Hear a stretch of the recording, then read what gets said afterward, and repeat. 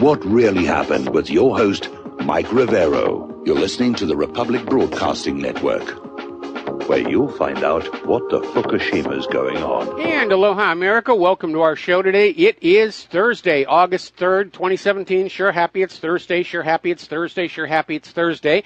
We have got a lot of stuff to talk about today. The phone lines are open, 800-313-9443. Mike is in our control room, keeping us out of trouble and ready to answer the phone when you call on in. And we're going to start off here with a little bit of sad news. Jim Mars passed away apparently yesterday. And people who've been following the independent media and the internet and the truth movement know that name very well. He's authored many books such as Crossfire, which was actually one of the sources that director Oliver Stone used in his film on the JFK assassination. So it is a bit of a loss here. Getting on over to the infighting in the White House. Apparently, a top Trump administration intelligence official, Ezra Cohen-Watnick, has been fired. And what seems to be going on is that new White House Chief of Staff Kelly is trying to get rid of everybody who was either a holdover from Obama or hired by Michael Flynn. And so the pink slips are going on out over there. And apparently McMaster's is now on the out. We're seeing this story here at the Gateway Pundit that McMaster's is going to be sent to Afghanistan to sort of oversee that meltdown after he was caught leaking to the FBI's McCabe. So it's looking to me like Trump is starting to figure out how D.C. politics really works, and it could not happen too soon. Another article coming on out from the Miami New Times on the unanswered questions about Debbie Wasserman Schultz and the Iwan brothers' IT scandal. And apparently they're out there still digging at the information. Apparently the FBI is able to recover information from those smashed hard drives. They've already recovered Hillary Clinton emails related to work, related to Benghazi, that were not turned over when requested by congressional investigators.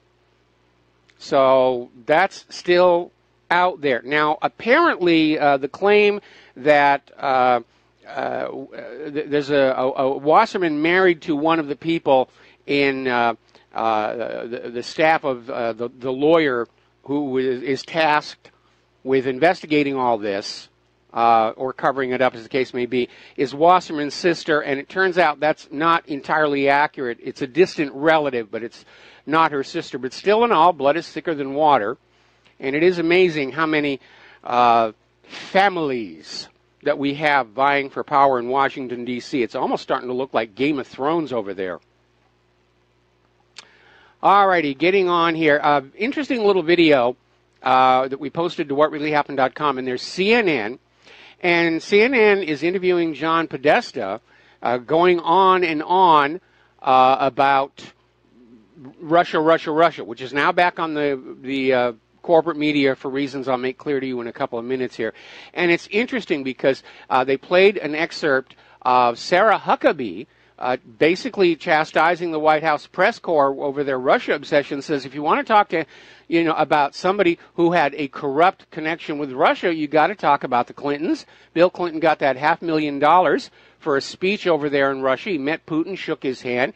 You've got Hillary Clinton, the Uranium One deal. Hillary Clinton helping this American company bypass Russian sanctions and buy a Russian company, and all the money that was pouring into the Clinton Foundation. And Podesta dodges the question by saying, oh, well, the mainstream media has already dismissed all of that. Like, that's the final word, because the mainstream media says it's not worth paying attention to. That's his only argument. And then he goes back on the attack against Donald Trump, Russia. Now, to give you an idea of where we are in terms of the decline of our society, it turns out half of Detroit's 8 candidates for mayor that are going to be on the primary ballot next week are convicted felons for crimes involving drugs, assault, weapons.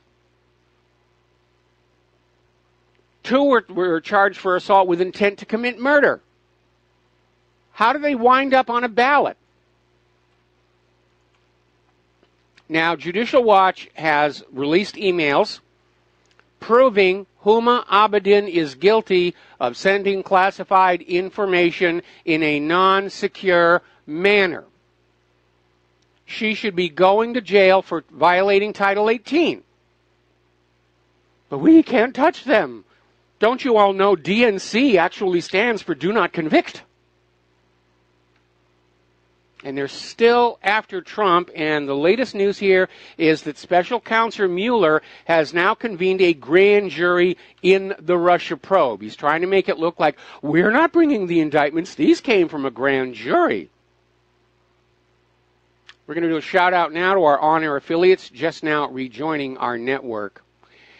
Apparently, a newly declassified CIA report unearthed by the Freedom of Information Act investigative cooperative Muck Rock contains an interesting commentary.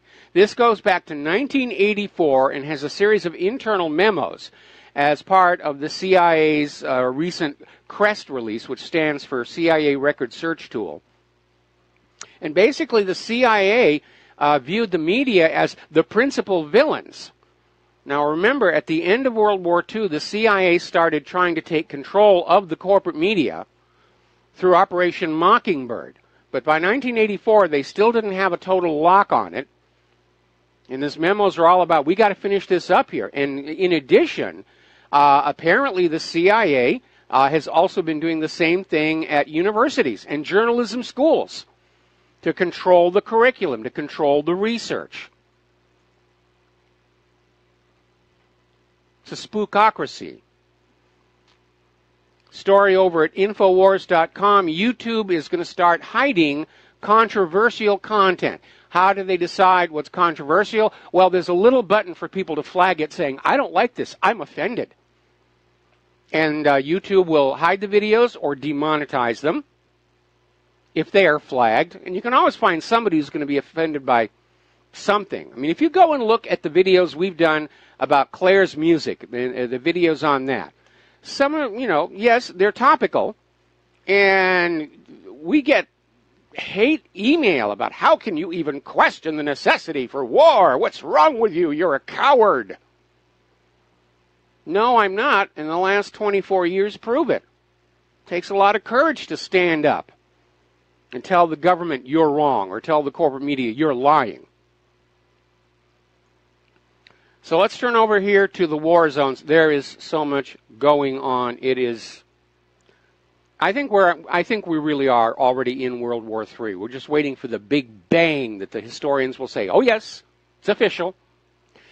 Apparently, Syrian government forces have entered the strategic Sukna town in Homs province, and apparently a majority of the ISIS fighters left last week. There are a few who stayed behind to be suicide bombers and snipers.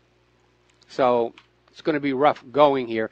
Now, Rex Tillerson is out there basically saying that if Russia expects the cooperation of the United States in Syria, the first requirement is that all Iranian forces must leave immediately. The presence of these Iranian military forces, they must leave and go home. This is all pretty strong words for a nation that is in Syria without the permission of the Syrian government. Russia was invited in. Iran has the permission of the Syrian government to be there. The United States does not. And Rex Tillerson gets on up there and says, you people must run this war the way we think. And like I said the other day, I think the rest of the world has had just about enough of the United States throwing its weight around. More and more, it's looking like a paper tiger anyway.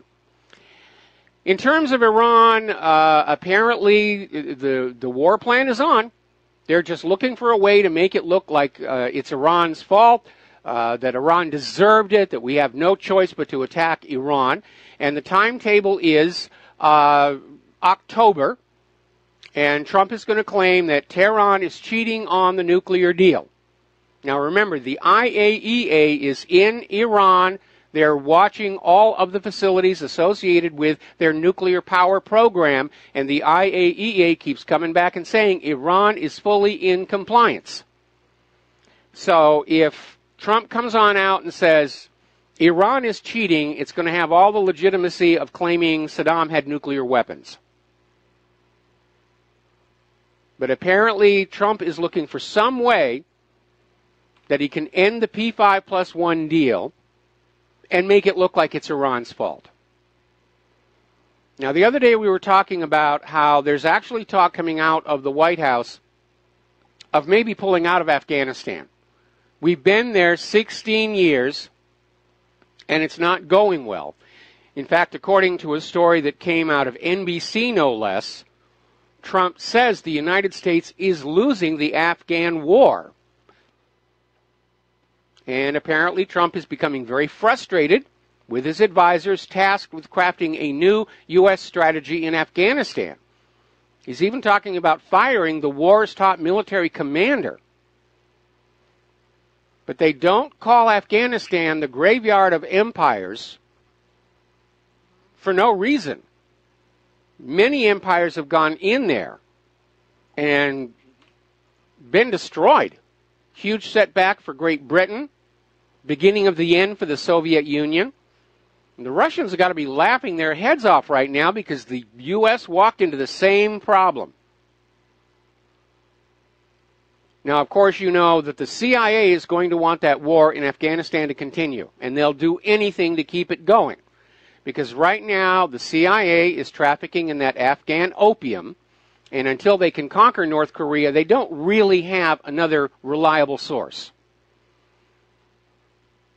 The interesting thing, of course, is getting this past Donald Trump, because I don't think he knows that the biggest drug smuggler in the country is the country. And I can't imagine that he would be very comfortable with that. Now, of course, they're going to argue about the oil pipeline right-of-way, which was the proximate cause of the invasion of Afghanistan. And Trump might come back and say it would be cheaper for the oil companies to pay the additional pipeline right-of-way than the taxpayers are spending occupying Afghanistan for the last 16 years. And he'd be absolutely right. We'd save a lot of money pulling out of Afghanistan and letting the oil companies pay fair market rate for that pipeline right-of-way. But from the oil company's point of view, that's a bad deal. They don't want to pay more for that pipeline right-of-way, and they're not having to pay the cost of the Afghan occupation. You are. Now, things are heating up around Qatar, and apparently, they're a huge buyer of military hardware. They used to buy most of it from the United States, but they're getting ready to add 7 new warships to their fleet, and the United States is not getting that contract. It's another indicator of a world that is turning away from the United States here. Now, as you know, China just opened up their first foreign military base in Djibouti, over there in Africa.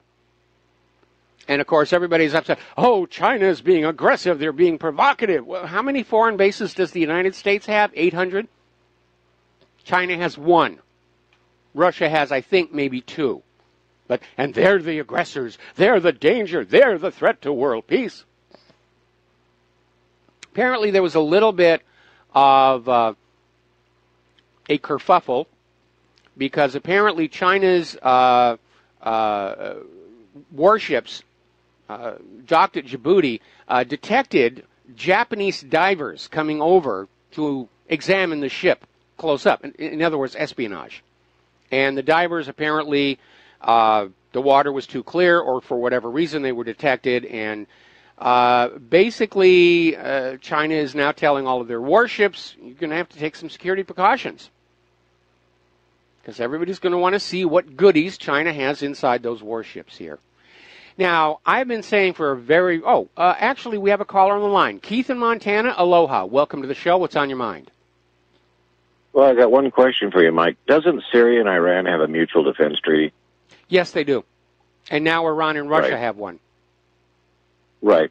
And then I think it was they call it French 25 or French 23, a paper, something like that. Anyway, about 2 weeks ago, they were hyping that Israel was mad because Syria had allowed Iran to install a military base. Yes. And so I think this is a push from the Israelis bending Trump's arm and stuff like that, you know. I have no doubt whatsoever that Israel certainly is weighed in on the discussion. And they're concerned about Iran starting to project power past their borders. And they want Iran contained. Right, that would involve Hezbollah. Yeah, well, that's over in Lebanon. Hezbollah, yeah. Yeah, well, I know, but it's the whole area there, yeah. Well, but, remember when they called that ceasefire that, I forget his name, was it Lieberman that said that the ceasefire didn't apply to Israel? Yes. Because Israel wants that Golan. I mean, they're already out there trying to campaign for the world. The world must recognize the Golan is really part of Israel, along with all that oil and gas. You know, remember when Google changed their maps? Oh, yeah, I remember that one. I remember that one. All right, well, hey, nice talking to you, Mike. Best you and Claire, okay? All right, certainly we're going to let you go here. Now, every time I talk about my desire to avoid this next world war, I have the observation that we're going to lose this one. After 16 years of war across the globe, our stockpiles are drawn down, our weapons are worn out, the new weapons being built by the defense contractors are overpriced junk. And my conclusion is we cannot prevail in a conventional war against Russia and or China. And I'm not the only person who thinks so. Over at Politico magazine, they're quoting retired U.S. Army Colonel Douglas McGregor as saying the Russians will annihilate the U.S. Army on the battlefield. It doesn't matter how much money is being spent on our military when it is being spent wastefully and poorly. And he's absolutely right.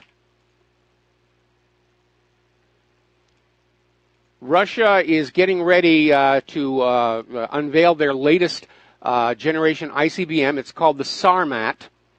And it's lighter, but it's considered deadlier, even though it's actually going to carry fewer warheads than the current frontline ICBM. It's going to carry a lot more decoys. And remember, Russia's latest generation of reentry vehicles are maneuverable, which makes any U.S. ballistic missile defense system obsolete. THAAD will not be able to hit this. Patriot certainly not be able to hit it. And apparently Russia is putting these into hardened shelters that are able to absorb multiple hits by nuclear weapons. This is getting really serious, people. This is getting really, really serious. Now, Russia loves a parade on land and sometimes on water, and they had their Navy Day parade. Putin was there doing a lot of talking and showing off the latest and greatest of Russia's naval forces, and they included the Dmitry Donskoy, the world's largest submarine, and it's not new. It is the last operational Typhoon, and they are huge. It is amazing. I mean, this thing even has a swimming pool inside for the crew to use. They really are gigantic. And so they're showing that one off. But the Typhoons are out there. Russia's already come up with a newer generation ballistic missile submarine. But it's the last remaining Typhoon. I remember when I was working down in Australia in the 1980s, I got to tour a Soviet-era Foxtrot. That was kind of fun. I felt like Tom Clancy out there. All right, we're going to take a break for commercials. We'll be right back. Aloha, America. Welcome back to the show here. We're talking about the various wars all over the world. And I'm looking at this article that came out of Air Force Times, which is in a position to know, saying that U.S. military operations in Iraq are far more extensive than you are being told. They don't want you paying attention to all this fighting and bloodshed all over the world. All right, we're going to take another phone call here. Dustin in New Jersey. Aloha, welcome to the show. What's on your mind? Hi, Mike. Hey, you were talking about the typhoon? Yes. I want everybody to know that had 2 nuclear reactors, and if one got knocked out, the other one can still run. Everybody would have to go to the other side of the stub. It was built in like 2 tubes put together. Yeah, really amazing design. It was a very good design here, and Russia. A lot of Russia's submarines had dual reactors because they weren't able to get them to the reliability of the U.S. Navy, so they double up on them. They had a disastrous experiment with liquid sodium reactors, but then so did the United States. But most of America's nuclear surface ships, the aircraft carriers, they've got multiple reactors as well. Remember, Russia's also got the world's only nuclear battleship, battle cruiser. That's true. Peter the Great. Yes, that's true. It's amazing for all the nuclear technology that's out there that the U.S. government is still relying primarily on fossil fuel-driven warships, which don't have the range of the nuclear vessels, and it seems like this is another pander to the oil companies at the expense of military effectiveness. Hey, Mike, on that Typhoon call, you know that has 20 missile bays. Each one can hold 10 MIRV warheads. So if you figure 8 live and 2 dummies, that one sub can pretty much knock your country out in the long run because the power grid would be knocked out, and all the major, all the big cities like New York, Los Angeles, Washington would be knocked out. So one sub can do a lot of damage. People don't realize that. Well, the same is true for the U.S. Ohio class. 24 tubes. Each Trident missile carries 8 warheads. It's limited by treaty. 8 warheads and 4 decoys. Yeah, I mean people don't really understand. If this thing got out of control, we're talking a real life on the beach. And when you consider that radioactivity from Hiroshima, Nagasaki, and the Nevada and Pacific tests can still be detected in the atmosphere, you realize this. It's a line we cannot cross. And I'm very alarmed that Paul Craig Roberts is out there saying that there's actually serious talk in Washington, D.C.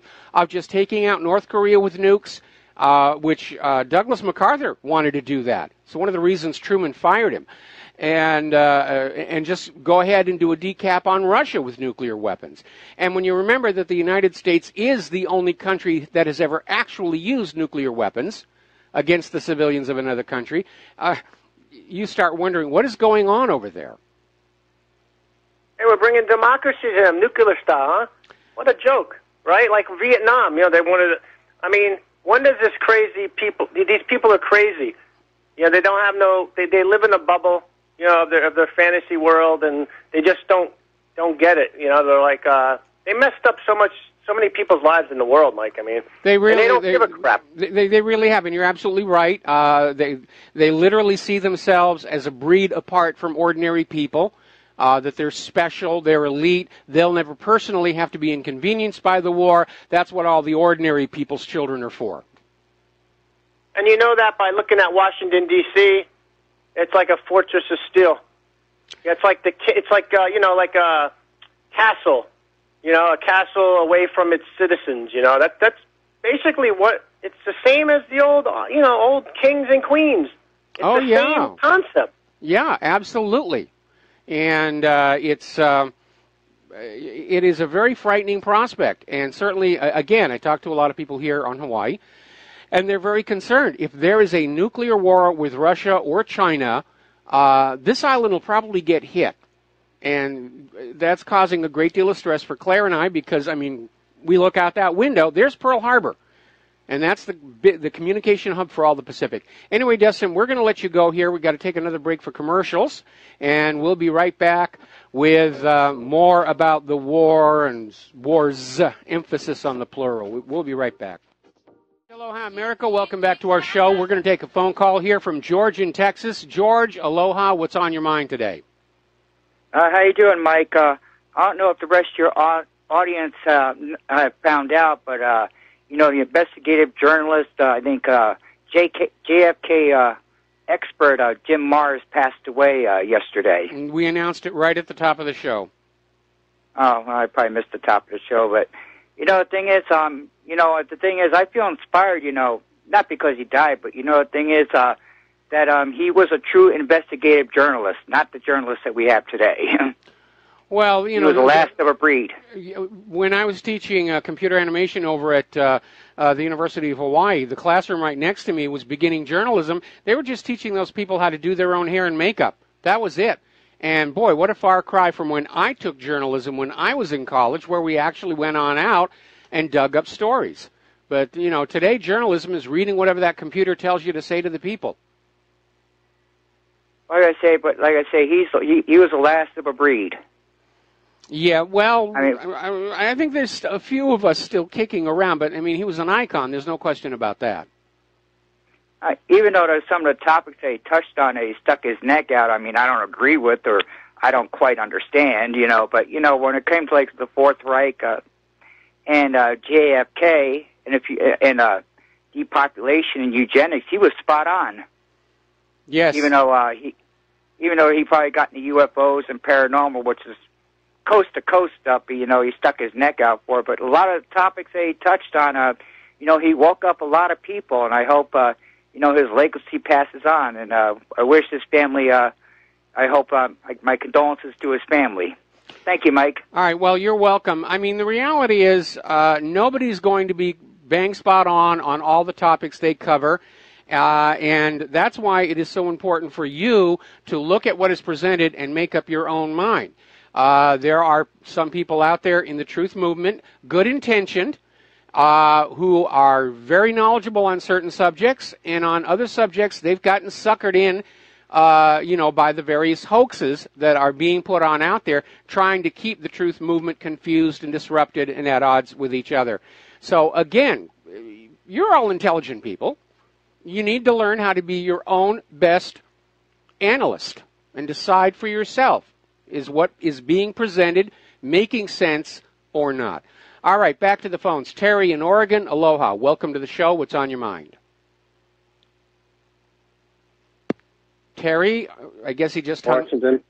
Can you hear me okay? I hear you now. We had some kind of a glitch there. What's on your mind today? Okay, William Crystal, Neocon in Washington, he said, he wrote an article, what good are nuclear weapons if you can't use them? And then boy. I think he wrote something else about surviving a nuclear war. And the other day we were talking, and you said after 4 months, Hiroshima and Nagasaki were... the environment was good enough to go in there and start rebuilding. No, I don't think I said 4 months. It took a lot of years, but Japan just shoves people back into these things. They're already sending people back to live near the Fukushima Daiichi reactor. But yeah, these people are all going to have cancers and so forth and so on. I think I mentioned that some of the isotopes created in a fission explosion have very short half-lives, like the iodine. But there are other isotopes that just last forever and ever. It's the gift that keeps on giving. Yeah, and these weapons they dropped in Japan, they're like pea shooter weapons compared to what they have now. Aren't these ones they have now like 15,000 times or maybe 1,500 times as powerful? Well, the tactical warheads, like the W-34, the warheads on the Trident missile are actually about 5 times the force of Hiroshima because they're considered tactical nuclear weapons rather than strategic. Both the Soviet Union and the United States went through a phase of creating strategic nuclear weapons that were just these monstrous, city killers. 3-5 megaton, the biggest one ever built, was the Tsar bomb by the Soviet Union, which could yield 100 megatons, and when they tested it, they dialed it back to 50, and it still left just this gigantic scar all across the land where they fired that thing off. So they've been moving away from the big strategic weapons that can wipe out an entire city in favor of smaller, more accurate tactical warheads that are lower in yield. And many of the warheads actually have a selectable yield, so you can dial up the explosive force to match the expected size of the target. Yeah, well, my point's going to be here that, when they start throwing these back and forth and around, I don't know if these neocons are really realistically looking at what the effects are going to be. They think they're going to come out of their holes underground and look around and start rebuilding later, But, how would it compare? They might come out and find a nuclear winter, something that, is worse than what the dinosaurs faced when just one asteroid hit the Earth. Yeah, you're absolutely right. And a lot of people who've studied the ancillary effects of nuclear warfare have sounded that alarm, that you're going to see a lot of debris in the air, a nuclear winter. Because of all the radiation, there's going to be all kinds of mutations taking place that could lead to the rise of some very dangerous toxic life forms. And so the idea that you're going to come out of your bunker and you're going to find the same food plants that were there before may not be realistic. You may come on out and discover that all of a sudden gophers are now the size of elephants and are very angry about that. There's a lot of unpredictability there. But again, it's just something we cannot allow to happen because I think once it gets started, we're hearing about this doomsday system built by the Soviet Union and apparently still operational. If the U.S. nukes Russia, so the story goes, every nuclear device Russia has will launch. And I presume, probably, that the United States has something similar. Looks to me like they've basically reactivated Cheyenne Mountain. And by the way, Cheyenne Mountain was the reason Russia was building bombs in that 50 megaton range, to be able to get down there and destroy that command post. Yeah, well, let me ask you about the Samson option. I understand Israel has that policy where if they get attacked, they're going to launch everything. And somebody said the other day, I don't know if there's any truth in it, that they had weapons in the United States hidden over here in this country that they could use for that. Do you know anything about that? Well, it is suspected. Obviously, it's not proven, but the story goes, some years ago, there was a big scandal over an Israeli-owned company called Numex, which was a nuclear waste processing company, and there was a nuclear refining company, and there was a big problem in what is called a MUF, a material unaccounted for. And apparently the Nuclear Regulatory Commission was keeping an eye on this company, and they were accounting for all the nuclear material, and they came up short by enough weapons-grade uranium for 6 warheads. And it is thought that this is where Israel got the fissionable materials for their first generation of nuclear weapons. Now, Israel could very easily have kept enough fissionable weapons-grade uranium in the United States to build a single bomb. And once you've got that, building a bomb is easy. A uranium fission bomb, it's just a big pipe. And you've got 2 masses of uranium below the critical mass at each end. You slap them together, it goes boom. And when the Nuclear Emergency Search Team was making what they call the baseline maps of radioactivity, so that if they were searching for some kind of a nuclear device, it would stand out because they would know what all the known sources were. They discovered that the Israeli consulate in New York is a source of radiation. And, of course, Israel will not allow any kind of an inspection to see what's in there. So, yeah, it's entirely possible that Israel held back uranium and has created a device to just have on standby for whatever reason. And I got to tell you, I feel very sorry for those people working in that Israeli consulate because they're being exposed to radiation. They're going to get sick. Yeah.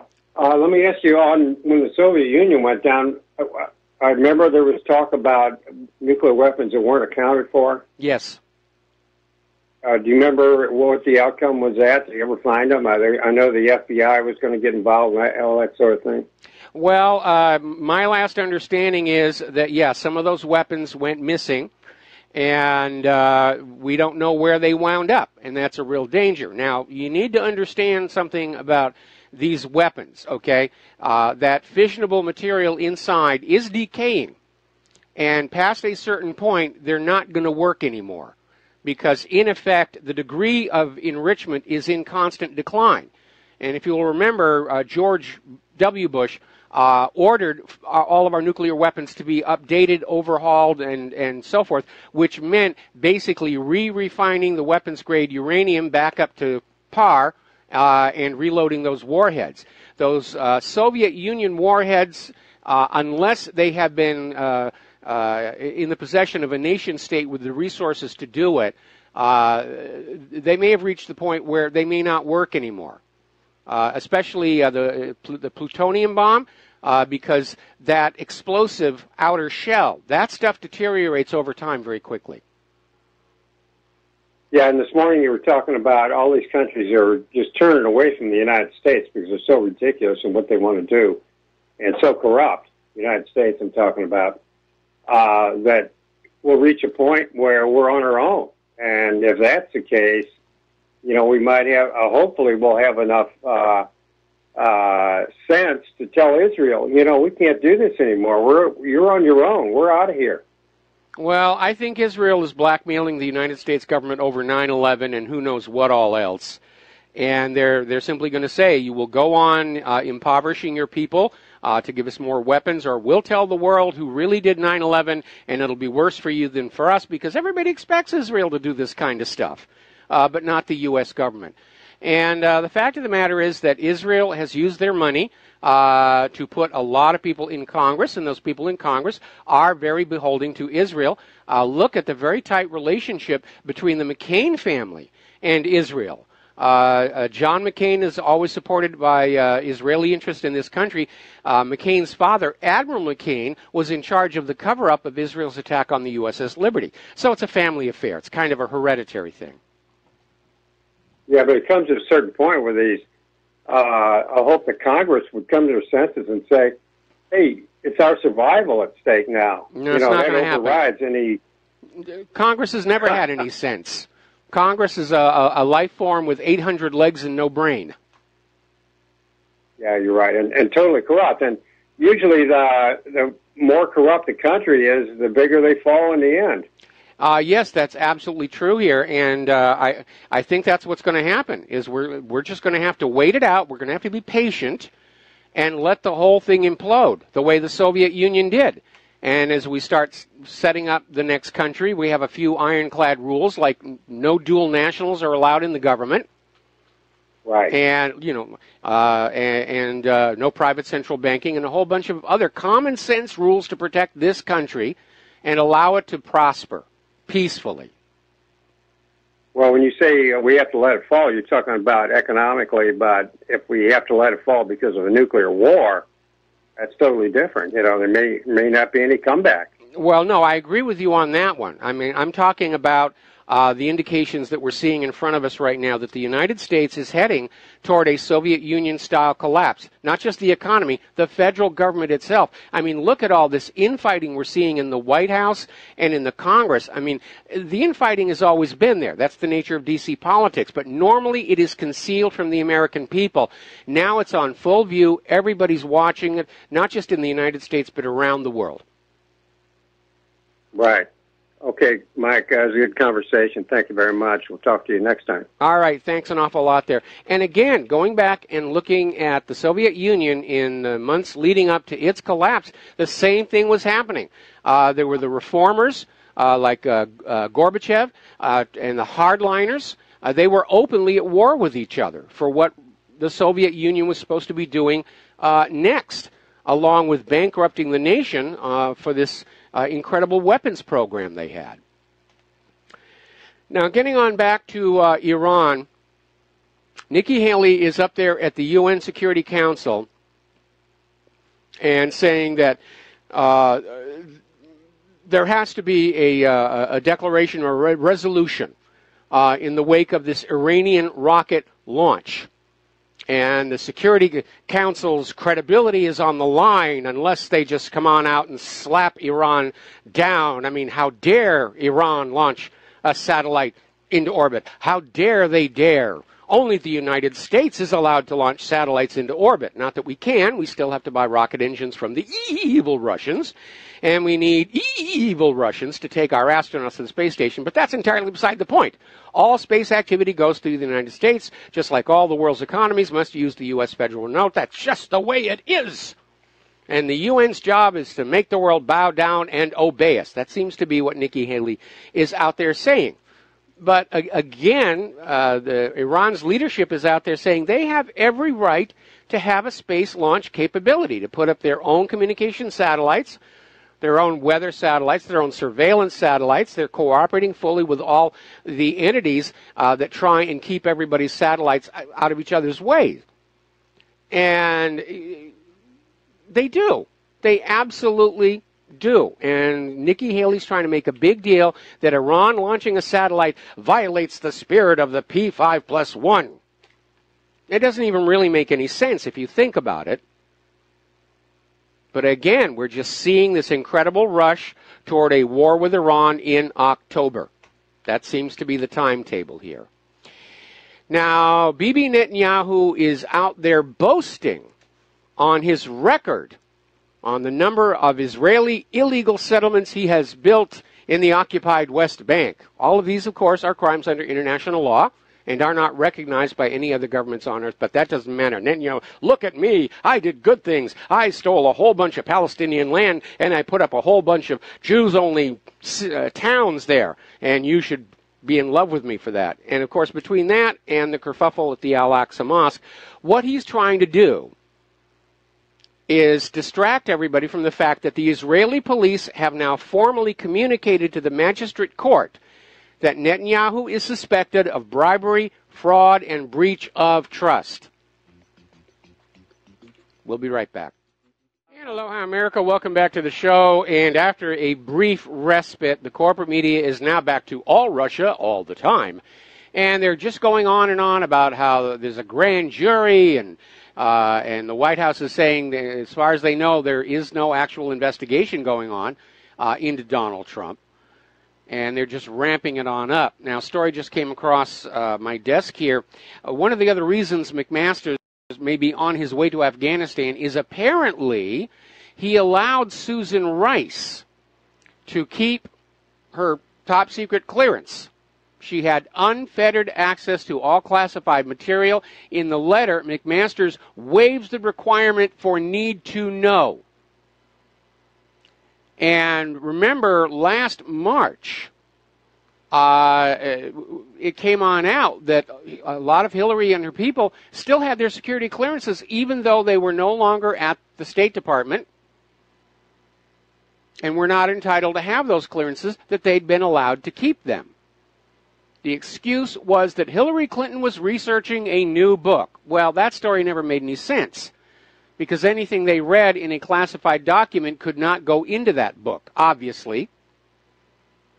And now that the book is out, people are looking at it and saying, it's just more Hillary tantrum.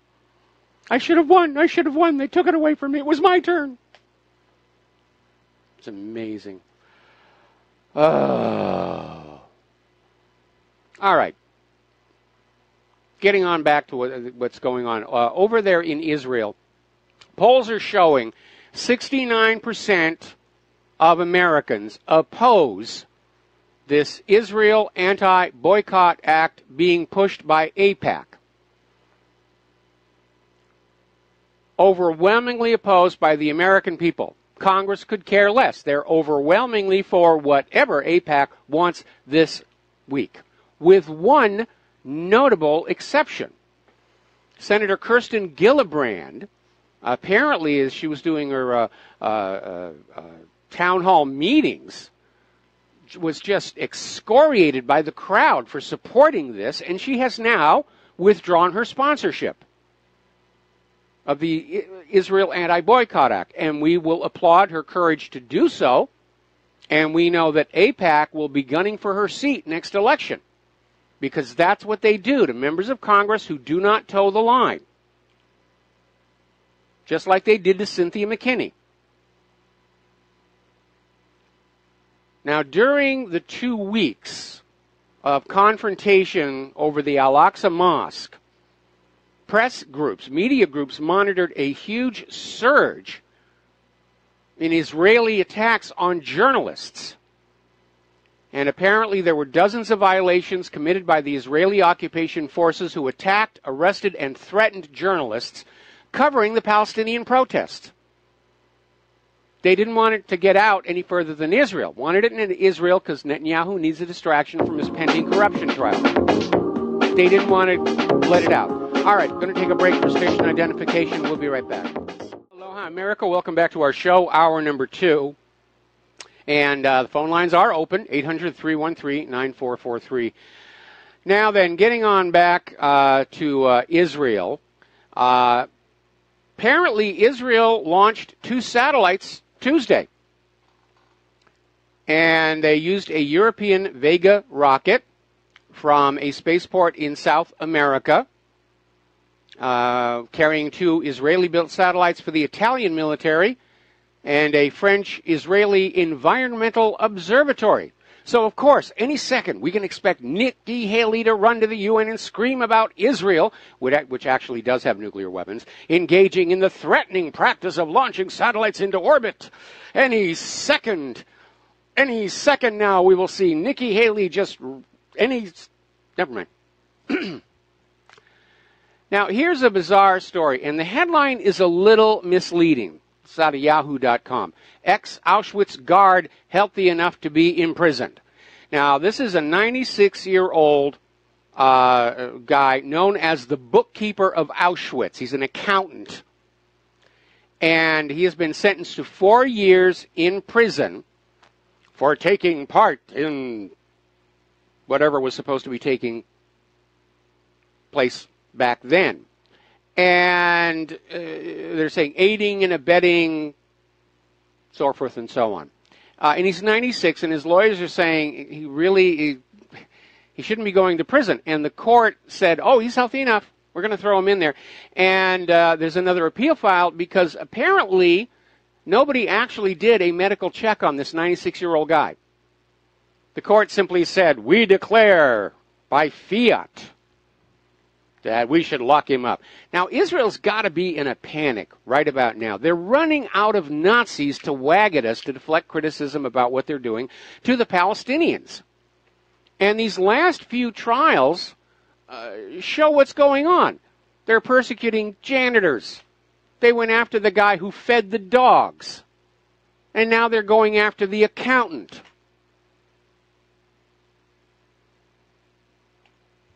When there are no more Nazis for Israel's propaganda machine, what are they going to do? Go after the Nazis' kids? Dig up the dead Nazi bodies and put them on trial all over again? Really has reached a ridiculous level here. Over in Austria, they are making overtures towards Iran for technological cooperation. And they basically want to help each other move forward. Sounds like a really good thing. Another reminder that the rest of the world is actually not going along with these U.S. sanctions here. Now, China is getting very upset over all these THAAD deployments in South Korea. And they're making no secret of how unhappy they are over this. And now they're talking about retaliation against South Korea, Seoul.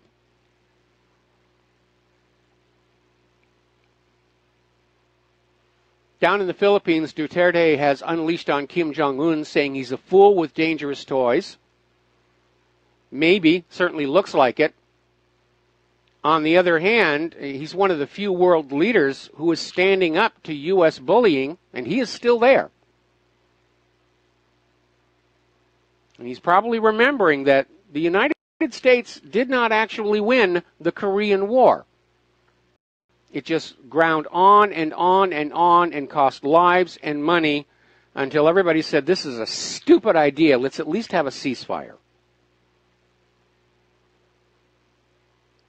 Now, Patrick Buchanan is out there with some common sense. We've been saying the same thing as well. Saturday, Kim Jong-un tested an ICBM of sufficient range to hit the U.S. mainland. He's now working on its accuracy, and a nuclear warhead small enough to fit atop that missile that can survive re-entry. Now, unless we're going to believe that Kim is a suicidal madman, his goal seems clear. He wants what every nuclear power wants, the ability to strike his enemy's homeland with horrific impact in order to deter that enemy from invading his country. Kim wants his regime recognized and respected. And Kim Jong-un wants the U.S., which carpet-bombed the North between 1950 and 1953, out of Korea. And, of course, the U.S. response seems to be, we have every right to invade anyone we want, anytime we want, and nobody has a right to resist us. Now, I want to talk about that test over the weekend, which was reported as being a failure because it broke up on re-entry. And I'm not really sure, because normally a ballistic missile re-enters the atmosphere at a much shallower angle, at a much slower speed. They just fired this thing straight up and let it come straight back down into the atmosphere. And that is far more stress and thermal energy than the missile would ever be required to survive in actual use. And since it was a dummy warhead, doesn't really matter if it broke up or not. I think from North Korea's point of view, that test was a success. We're going to do a shout-out now to our on-air affiliates who are just now rejoining the network. Lindsey Graham is out there on the warpath saying, Trump told me he will bomb North Korea if it keeps testing missiles. And if millions are going to die, they're going to die over there. Okay, Lindsey, here's your rifle. Here's your parachute. Here's your Dayglow orange jumpsuit left over from the CIA's torture centers.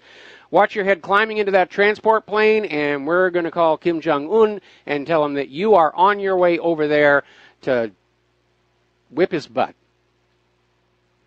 Ron Paul is sounding a warning, same warning we've been sounding all along. It's not beyond the war profiteers causing an accident to start the war with North Korea.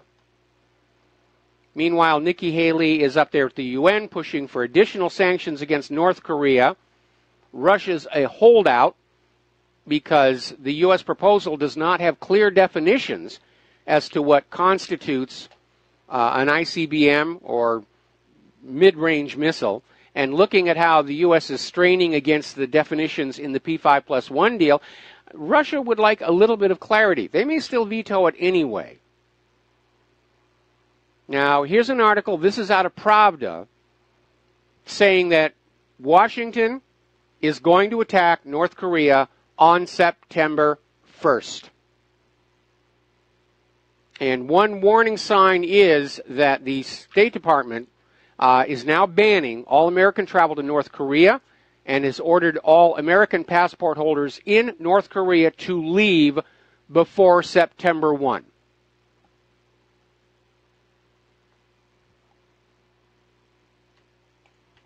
So they're thinking they're going to do North Korea in September and Iran in October, and we're going to be in World War III for real by Christmas time. Now, China, of course, is being dragged into this North Korean issue by the United States. You know, you must rein in North Korea. And there's an interesting analysis that came out of the Los Angeles Times saying that a grand bargain with China could remove North Korea's nuclear threat, but it would destroy America's global influence. Because everyone would see it was China that dealt with North Korea, not the United States. And this would make it impossible for Washington, D.C. to maintain stability in strategic areas. In other words, the LA Times is saying we should bomb the heck out of North Korea just to prove how butch we are. Don't let Russia do it. Don't let China do it. We have to solve that mess to prove we're still in control of the world, which the U.S. is not. The world is turning away from the U.S. dollar. the world is ignoring these sanctions. I think the rest of the countries on planet Earth are just sick and tired of the behavior of the U.S. government over the last several decades here. Now, do you remember when they opened up the borders and they're bringing in the illegals and the refugees and everything, and the military went on a recruitment drive because young Americans, if they have any other option than joining the military, they are not joining the military. And they are wise and prudent to do so. And I remember at the time saying, none of these refugees or illegals are vetted. We don't know if they're ringers or plants or terrorists. And now apparently the Pentagon, their investigators are going through these recently recruited foreigners and saying, yes, there are security risks. They're not being vetted. They're just trying to shovel these people into the uniforms as fast as they can. And there's another problem with recruiting illegal immigrants for the military with a promise of citizenship. Yeah, they'll sign up. Ooh, I get a green card. I get to be a U.S. citizen. They're not going to be motivated fighters. They weren't born in the United States of America. They don't have an identification with our culture, our history, or our people. Quite the contrary. They want us all to change to be just like where they came from. You put these people on the front lines, they're just going to hide in the foxholes. Now, as you know, Donald Trump has signed the anti-Russia sanctions, and I love the way that this article in Russia Insider put it, enshrining massive geopolitical screw-up into law, and it is. And by the way, there was no formal signing ceremony. You know, when a big piece of legislation goes through, there'll be a ceremony in the Oval Office. There's a whole tray of pens, and the president picks up a pen, writes one letter of his name, and then hands out the pen, picks up another. It's a big deal to have one of those pens. If you're the sponsors of the legislation, you get a presidential pen. Yes, the president signed my law with this pen. They didn't do that. Just brought it in, he signed it, sent it on out there. And what is really very infuriating is these Russia sanctions are all supposedly in response for Russia tampering with the 2016 election, for which there is still zero proof that it happened. It's a fairy tale. This all came out of Hillary Clinton's wounded ego, and they're now basing our national policy toward Russia based on this face-saving, ego-salving hallucination from Hillary. And it is a major mess-up because already you've got Europe talking about retaliatory sanctions against the United States. You have countries openly ignoring the sanctions and saying they don't apply here. Europe went along with the first sanctions and they paid a tremendous price. And they don't want to do that again. Up in Norway, there's a movement to repeal the existing sanctions and certainly to ignore the new ones. And here's where it gets really ironic. According to Standard & Poor's, the new sanctions have had no effect on Russia's sovereign rating.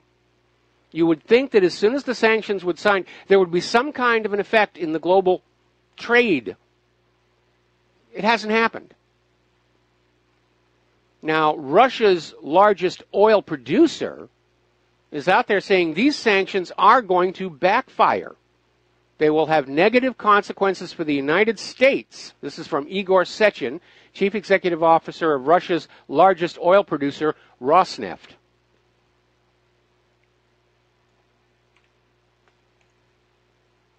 Opinion piece coming out of Russia Insider. Washington is going for the jugular.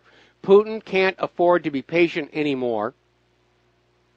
Restraint is no longer an option. Russia must take action. Well, that is absolutely the wrong thing to do, because the U.S. is pushing for a global war on which to blame our crashing economy or try and reignite patriotism in the American people for the government in Washington, D.C., which, by the way, is not going to work. I'll tell you that right now. Putin does have to wait it out the same way that we do, and let this regime complete its self-destruction. By the way, one of the articles we put on whatreallyhappened.com was this very alarming op-ed about how it's time to get rid of that Constitution. It's over 200 years old. I mean, it doesn't support true democracy. It's a republic. We have to get to a true democracy. And it's a very long article about, how all these other countries are changing their constitutions all the time, and we should be doing the same thing too. We're out of the fashion with our allegiance to the Bill of Rights. That should all just go away. And they're calling for a constitutional convention, which, unfortunately, it looks like it's a setup to shred what remains of the Constitution and draw up a new document that enshrines a dictatorship. Because even dictatorships have constitutions. Every country has a constitution, except for Israel. They never wrote one. Another analysis coming out of the Duran saying that the unintended consequences of these new U.S. sanctions will actually work in Russia's short and long-term favor. Remember what happened with the last sanctions. It forced Russia to start becoming more independent and self-sufficient, which is exactly the antithesis of what the New World Order wants. They want a planet divided up into regions, and all the agriculture is over here, and all the electronics is here, and all the automaking is over here, and all the clothes are made over here, in order to force us into dependency on the rest of the planet. And Russia just pulled back from that because of the first sanctions, and this is just going to do more of the same. Russia has all the resources they need inside their border. And by the way, right now, Putin's approval rating in Russia is 83%. Trump's approval rating is now down to, I think the last number I saw was 39%. And yes, I am very disappointed in him. No, I don't regret not supporting Hillary Clinton. She would have been worse. But I'm definitely disappointed in Trump here. Now, Russia has built a bypass gas line in order to start reducing the amount of natural gas transiting through the pipeline through Ukraine, because Ukraine still owes them a bunch of money for natural gas, and Ukraine has apparently been dipping into the gas going to Europe to meet its needs, and Russia is getting ready to shut that valve, and the bypass pipeline will make sure that Europe is still getting their natural gas.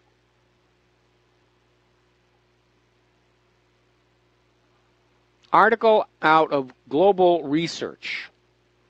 Imagine what would happen if China decided to impose economic sanctions on the USA. Now, China is not dependent on products they import from the United States. Quite the contrary. America imports from China. America has a weak industrial and manufacturing base. They're heavily dependent on imports from the People's Republic of China. So if China imposes sanctions, boy, you're going to hear those managers over at Walmart screaming. Those shelves will be empty. It would absolutely disrupt what remains of our consumer economy if that were to happen. And it would be an insane thing to do. But Trump is planning to launch a trade war with China tomorrow. And Beijing is already vowing retaliation, saying we are not going to dance to Trump's tune. Now, there are calmer voices out there trying to calm this trade spat, because China does want to send their products here because they get a lot of money from it. Not as much as they used to. The American consumers been driven down into poverty because by the war machine, by Israel, by the money junkies, and so forth. We don't have a lot of money to buy things here. So if we go to a trade war with China, the stores are going to be empty. Even Amazon will get hit because a lot of the things they sell are made in China. Boy, am I glad that Claire and I just updated our iPhones. They're made in China. The people in Washington, D.C. are certifiably insane. They all got to be on prescription antidepressants, or there's something in the tap water. They're nuts over there. We'll be right back. And aloha, America. Welcome back to the show. We're going to take a phone call here from Tom in Florida. Aloha, Tom. Welcome to the show. What's on your mind? Good day to you, Michael. Yeah, first of all, I heard that Benny Netanyahu is going to be indicted for bribery in Israel. I don't know if you heard that yet. Oh, yes. Oh, yes. Got the champagne bottle ready to open. Yeah, so that's, we'll see what happens with that. But, yeah, I was watching the news today, Michael, on one of the news networks. I think it was, can't remember where it was, one of the new networks. And they were talking about Detroit, Michigan, Detroit, the city has half the people that are politicians in that city are convicted felons. Some of them serve 6-10 years in jail.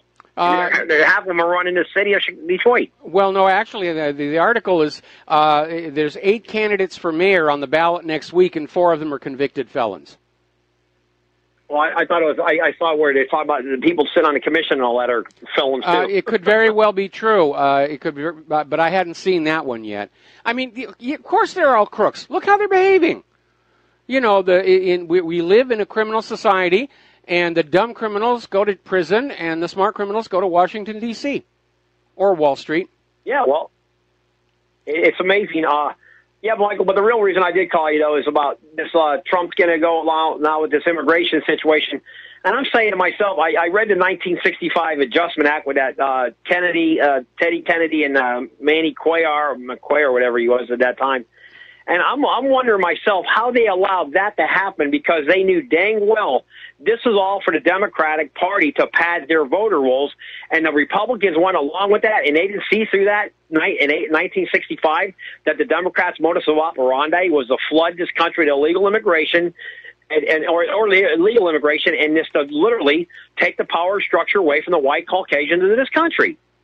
Look at California, Michael. California's gone. It used to be the 17th world's largest economy in the world, California. Now look at it. It's in bankruptcy. You got a clown Brown out there, insane guy, running the state. I mean, look what's going on in some of these states. I can tell you Florida, they're doing everything in their power to bring all these New Yorkers, all these people that are Democrats into the state that turns to a purple state. It's nothing but a big ploy by a bunch of leftists, communists, Zionists, whatever you want to call them, Zog. They're just trying to turn this country into a communist country. As a matter of fact, Michael, I don't know if you heard about what's going on in Norway right now. Well, I know about some things going on in Norway. Could you clarify? Well, now they're talking about in Norway that they're afraid that they don't want to get a fascist party in there, or they don't want to get any kind of right-wing party in there because they're afraid those people will go off the chain if they really find out what the truth is, like what's going on with Sweden, and Denmark. I mean, those people are actually trying to wake up their population. And it's like you talked the other day about Berserker Merkel. She's literally ruined Germany. That place is gone, Michael. It's gone. And Germany is destroyed. And you know what? Those Muslims over there are breeding 5 to 1. So for every woman over there who's a Muslim in Germany who's having a baby, they're having 5. While the average Germany's native there for 1,000 years, they're maybe having 1 child per birthing woman. It's overwhelming. Yeah, it's called a demographic bomb here. And, of course, Israel's been screaming about that down in Israel because, their Arab population birth rates are much higher than the Israelis. And I think up in one of the European countries, they're trying to balance out that by literally encouraging women, to get pregnant and, basically have sex for the country. And apparently it's working. The birth rates are going up there. Mike, one more thing. They have a thing in the Miami Herald the other day where every Haitian in Haiti wants to get to South Florida. Cuba's, I think, it's 1 in 3. In Venezuela, I believe it's like half their population. They don't want to come to South Florida, the state of Florida. Can you imagine that? I mean, what is going? It's unbelievable what's happening. And I live in South Florida, Michael, and I can't wait to move out of here. But this place here, you almost got to learn to speak Spanish to stay here. Really, seriously. Well, the same thing with Los Angeles. When Claire and I finally left Los Angeles, it had reached the point where most of the people you ran into were from Mexico, and you'd say, why aren't you learning English? And they'd come back, why aren't you learning Spanish? There's more of us than there are of you. You do what we want you to do. And again, we're seeing the United States of America literally corroding away, bit by bit, by blurring it with all these other countries. And, of course, that's exactly what George Soros wants. They're balkanizing it. They're trying to balkanize this place, turn it into Herzegovina, Bosnia-Herzegovina. That's what they're literally, that's their whole game plan. Tom, got to cut you off here. And, you know, we are trying to limit our calls to a single topic from now on. We'll be right back after these commercials. And aloha, America. Welcome back to the show. And over in Russia today, there's an article. Poland is seriously considering seeking World War II reparations from Germany for the destruction the Nazis brought to Poland during World War II, adding that some 6 million people were slaughtered as a result. There's that number again. They recycled that one a lot here. And they're preparing an analysis if they can legally make the claim. Meanwhile, I'm sure down in Israel, Netanyahu is going to be screaming, saying, no, we're the only ones who get reparations. We're the only ones allowed to use the 6 million number. It's trademark infringement. We're going to sue you. Yet another bank has been caught of laundering millions of dollars for the drug cartels. This is the Commonwealth Bank of Australia. And they've been accused by the Australian Transaction Reports and Analysis Center of 53,700 violations of money laundering and counter-terrorism financing laws, in which the financial institution failed to notify in a timely fashion, usually not at all, transactions topping a mountainous 77 million Australian dollars. Now, as the case unfolds, each breach of the act carries a penalty of 18 million Australian dollars. Meaning, if found guilty and charged to the maximum penalty, Commonwealth Bank could simply vanish from the face of the earth from all the fines. But rest assured, none of those banking executives will ever see the inside of a jail cell, because that's not the way the world works. Bankers are above the law. The corporation, the bank depositors, the bank investors, they'll pay for it all. Story coming out of Zero Hedge, Europe's banking dysfunction worsens.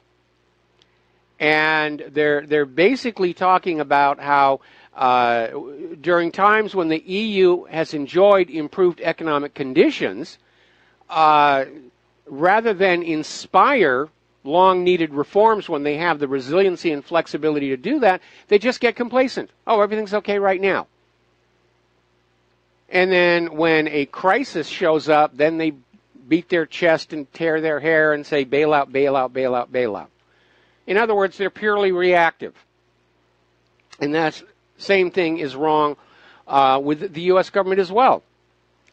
And I often call it the firefighter analogy. Your house catches fire, the fire department comes on over, they spray water all over everything, chop holes in the walls, and they give you back about half of what you had before, and they're all heroes. But the guy who 2 weeks before said, I think you ought to tape up that frayed extension cord, he's a pain in the neck. And no politician wants to be a pain in the neck, so they just let things coast along until something really bad happens, and they look for a scapegoat. Oh, Putin did it. Putin came in and threw a bottle of vodka and a match into your home here. We're going to take a phone call. Mike in South Carolina. Aloha. Welcome to the show. What's on your mind? How y'all doing? Oh, hey. Nookie. What? Okay, here we go. Two things to pass on to you very quickly. They just hit this week. No doubt you heard about Westinghouse declaring bankruptcy. Who's declaring bankruptcy? Westinghouse. Okay. They have under construction 2 nuclear reactors in South Carolina. I believe Thor Daniel, the builder, is building them. They projected $10 billion for the cost of these 2 nuclear reactors. They've exceeded $20 billion, so they're closing them down.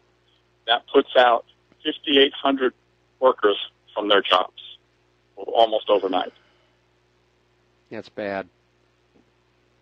The other thing I want to pass on to you is that this week, there are foreign workers brought into South Carolina. They have been discovered in Spartanburg, South Carolina, who have they're being delivered at 6:30 in the morning with 15 van loads of workers, construction workers, to BMW plant and also Volvo plant. They found out, and this is under investigation now, it just happened, that those 15 vans are full of Romanian workers. So basically, we're creating jobs in this country for people from other countries, but not for the American people. Well, if you're one of the 93 million that are unemployed and not working, then you're not eligible to work. We also here do not take in consideration of your felonies that you have. You can be employed even at BMW if you're a felon. This thing's turned upside down. It's incredible the amount of damage that's being done totally everywhere, and this stuff needs to stop. It just seems like it's interesting how the South Carolina social ferret, Lindsey Graham and Nikki Haley, seem to be doing the same dance together, trying to promote us into a war. Well, I know plenty of people are going to say if we even touch anywhere near a war, there's going to be a lot of congressmen that are going to wish they had another job. So that's what I have for right now. Keep up the good work. All right, well, thank you for the information. And apparently the Westinghouse bankruptcy happened earlier in the year. The ripple effect into the nuclear industry, that's not a good thing at all. Thank you very much for the phone call here. Getting on back to the economic news here. Well, actually, it's all still economic news here. Apparently, 4 major cities are now sounding the alarm on real estate prices hitting record highs. What's going on here? We know that more millennials are still living with their parents up to the age of 30 while they deal with those student loans. It's not like there's a lot of demand for rental properties or housing properties. What's going on? They're flipping again. They're going back to flipping the houses to run them up in value and create instant equity out of thin air. The same thing that led to the 2008 meltdown of the mortgage-backed security fraud. And the money junkies learned absolutely nothing from that because they did not have to pay for the destruction. You did. Through TARP and QE and bailout and all the rest of it, the poor American people are always made to pay for every goof and every crime of the money junkies. Isn't life under fascism grand? Now, the corporate media is trying to tamp down on the outrage being expressed by holders of these Obamacare-compliant insurance policies who are seeing double-digit increases in their premiums coming at the start of next year. And they're trying to put the blame on, Donald Trump. Oh, it's his fault. He was going to repeal and replace, and it's all his fault. Well, we know that Obamacare is not Donald Trump's fault. It's Obama's fault. And we know that the premiums have been skyrocketing for the last several years. Every single year, double-digit increases. It's a gouging of the American people for what are really completely useless self-insurance policies because of those sky-high deductibles. And it isn't Trump's fault that repeal and replace failed. It was the fault of Republicans in Congress who don't care how Americans get hurt as long as they can push back on Trump's agenda. We're going to show him who's in control. Remember when McCain was overheard saying, let him try and make America great now? John McCain last year was ranting to Democrats about what a disaster Obamacare was. When it came up for a vote for just a clean repeal, McCain voted against it. That was the deciding vote. If McCain had voted the way he was speechifying last year, Obamacare would be gone. Now, over in Europe, it came out that Greece is seriously considering a hard Brexit because of how much they have suffered economically under the European Central Bank. And Jean-Claude Juncker is saying, no, Greece will never leave, Greece will never leave. Juncker is actually claiming that he saved the Eurozone from the debt crisis. The man is delusional. The debt crisis in the Eurozone is getting worse every day. There's been no respite.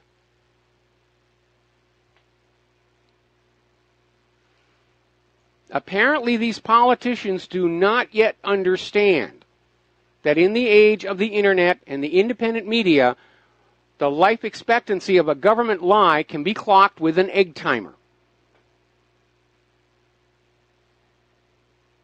Now, Iran's oil exports to China are rising to an 11-month high in August. China wants more of Iran's oil, and Iran is perfectly happy to sell it to them for the yuan, because they can send that yuan back to China and actually get stuff with it. Manufactured goods, agricultural produce. The problem with taking a U.S. dollar anywhere in the world is if you bring it back to the United States, what can you get with it? Overpriced junk, GMO food. It's another reason the world is turning away from us. They don't want our manufactured goods. They don't want our tainted food. General Motors right now is sitting on nearly 1 million new unsold cars sitting in lots all around the country. That's a 50% increase in unsold inventory in just 1 year. And we've all seen the commercials for the car dealerships. The prices are just amazing. If we actually had money, we'd all be buying new cars. But if you take away the American people's jobs and you give them to refugees and illegal immigrants or send them overseas or replace them with automation, you shouldn't be surprised when the American people are no longer able to go to those car dealerships and buy a car, no longer able to go to the shopping malls and buy stuff. And I am absolutely flabbergasted that nobody on Wall Street or Washington, D.C. seems to understand this.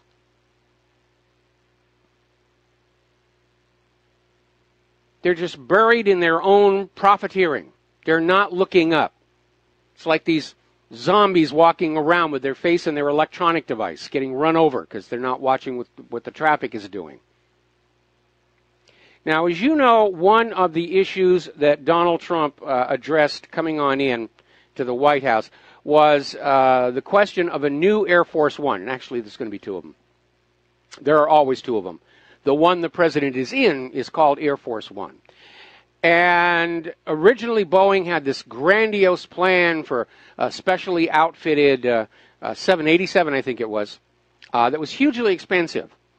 And apparently that plan is on the outs. The Pentagon, which nominally is in control of the presidential air fleet, they're actually talking about buying some no longer used 747s from Russia to refit as the new Air Force One. In other words, you're not going to see a difference between the one they got now and the one they're getting from Russia. But obviously, you know, the airframes age.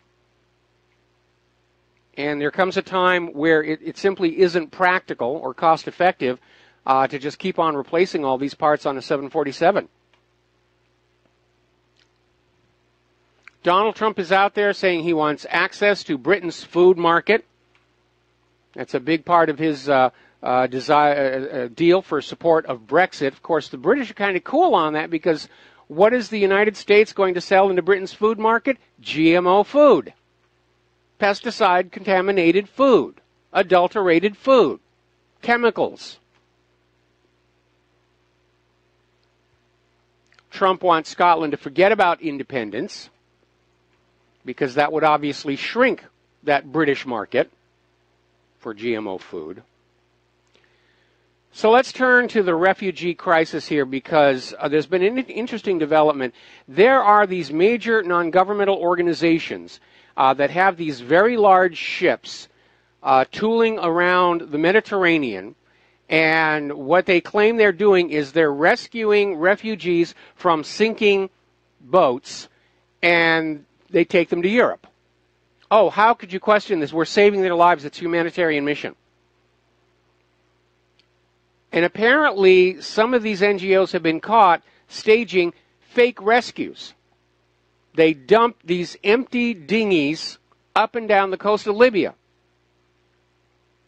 And then they signal to people on the shore to ferry the illegal aliens out to the empty dinghies. And then the large NGO ship just collects them all up, says they're survivors. The process is dangerous. It's highly illegal. And a lot of these refugees and illegal aliens have, in fact, drowned in the process of this hoax. The big question everybody's asking is, if you're just off the coast of the home country, why didn't you take them back home? Why do you cross the entire Mediterranean to drop them into Europe? It's a scam. Soros is still trying to blur the world together for his New World Order, One World government. Apparently, up in Sweden, an Arab Christian pastor has gone public saying that the Swedish refugee centers now fly the flag of ISIS, and these Swedish refugee centers have been turned into recruitment centers, radicalizing the newly arrived migrants.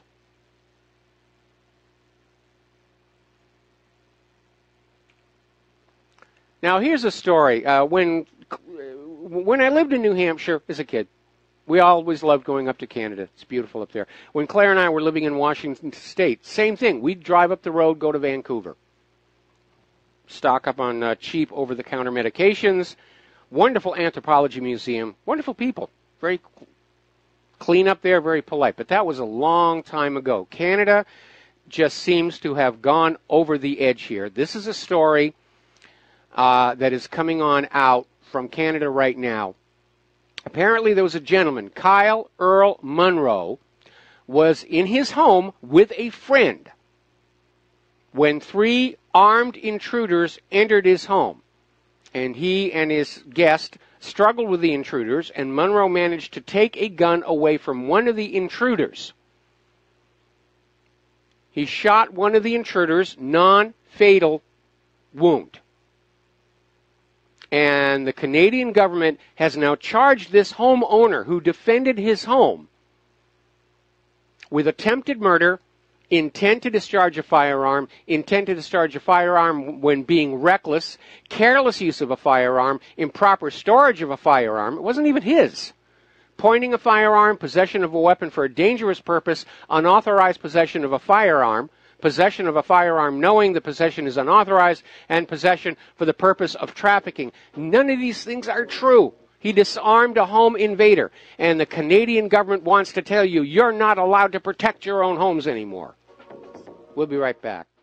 And aloha, America. Welcome back to the show here. And over on the Corbin Media, I was looking at the Fox News feed, and they were talking about the new sanctions, and the banner at the bottom said, White House slaps new sanctions on Russia, Iran, and North Korea. That is flat out wrong. Congress slapped those sanctions on with a veto-proof majority. Trump was left with no choice in the matter whatsoever, and he's made it very clear he does not think this is a good idea. And it's very dishonest for the corporate media to try and make it look like this decision came from the White House. It most assuredly did not. Now, as you know, Attorney General Sessions is on the warpath against legalizing marijuana, and he's trying to find ways to literally get around the state laws in states that have legalized it. And he's going against the popular opinion. The latest survey is showing 86% of Americans support legalizing marijuana. That's what the public wants. Now, as you know, over in Nevada, they legalized recreational cannabis for retail sale. Nevada, wild place, Las Vegas, all the rest of that stuff. And that's fine. You know, what happens in Vegas stays in Vegas. Unfortunately, all of the dispensaries are looking at massive shortages. They can't get product in. And apparently the problem is not that there is a shortage of marijuana. There's apparently a huge supply.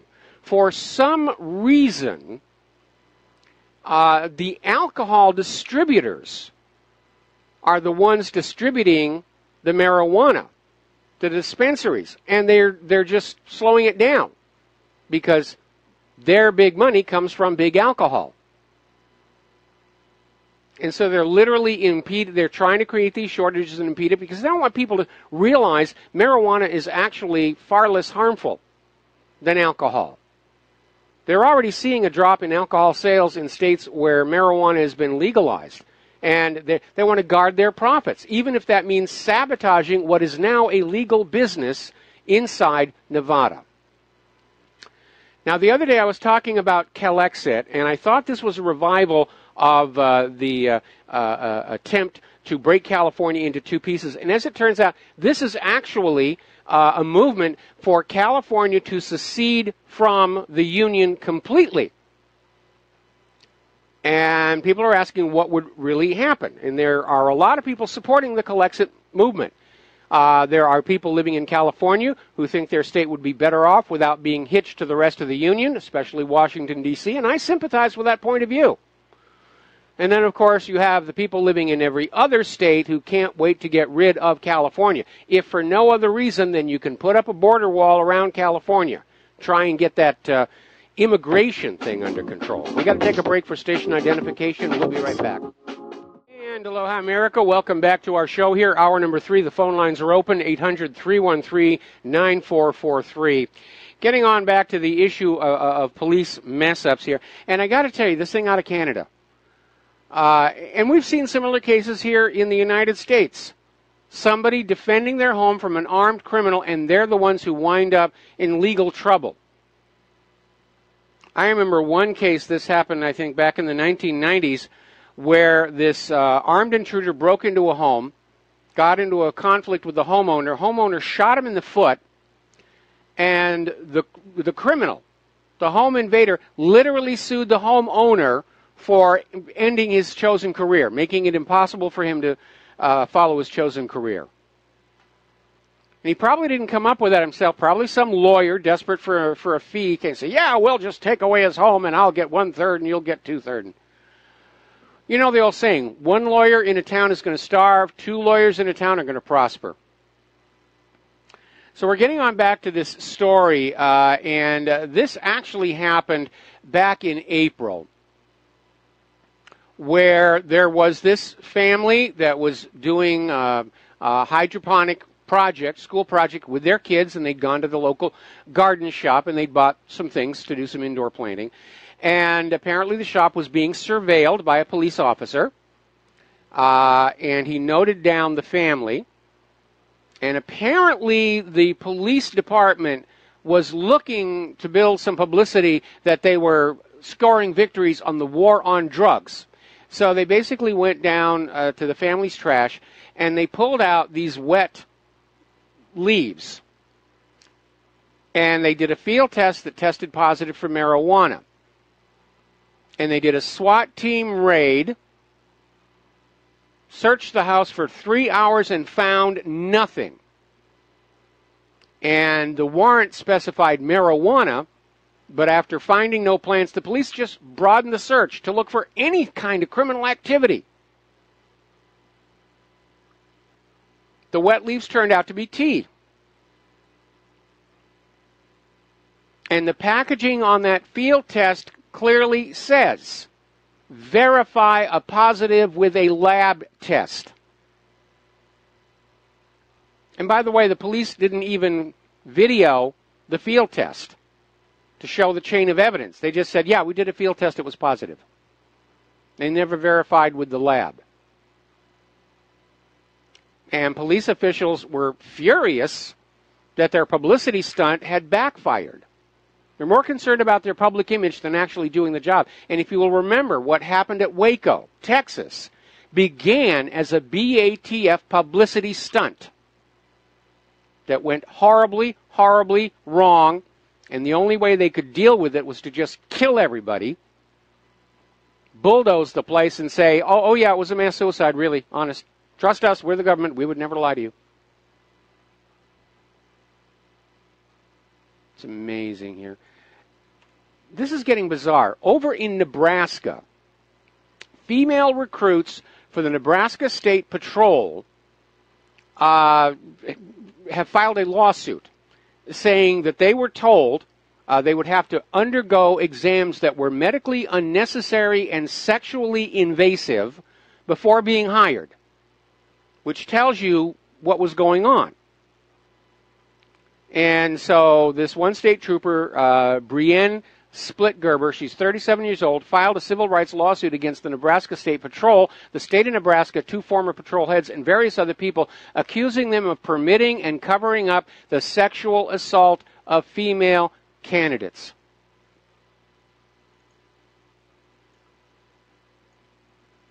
I can't even imagine what justification they had saying that a vaginal examination has some impact on your ability to do the job. But that's what they were putting them through. Are they all on prescription antidepressants? Are we literally drugging our entire society into insanity with these chemicals?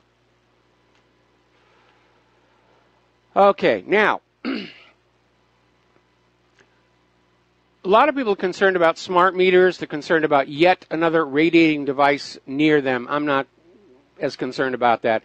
But there is a concern in that there have been a lot of fires associated with the installation of these smart meters, as well as people reporting that for some strange reason, their electric bill goes up after they get the smart meter in there.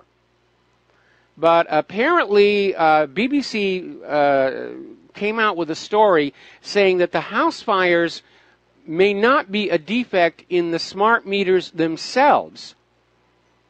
Basically, their investigation showed that the installers of these smart meters are not properly trained and they don't know what they're doing. And of course, you're dealing with wires carrying the entire household current. You make a mistake, it's going to start a fire.